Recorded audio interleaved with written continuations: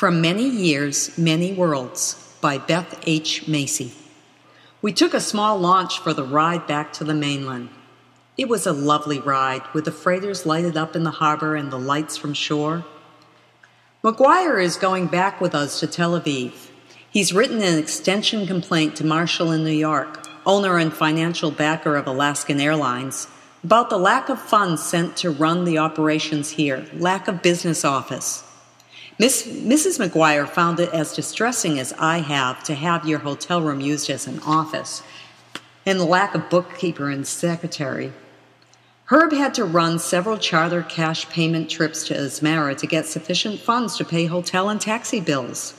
I mentioned the fact several times in Tel Aviv that I thought the Home Office was planting men overseas and pretty much forgetting about them, and I'm rather glad to have McGuire bring the same thing to Herb's attention.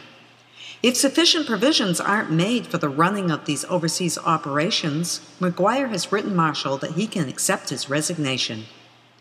I think McGuire, and Herb also, is too valuable a man for them to lose, and that his letter will bring results.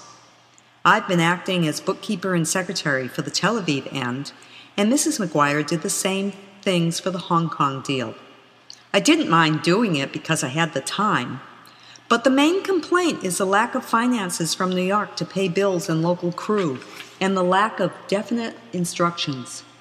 CAB has closed down on Alaska here because the scheduled airlines complained that Alaska was taking business away from them.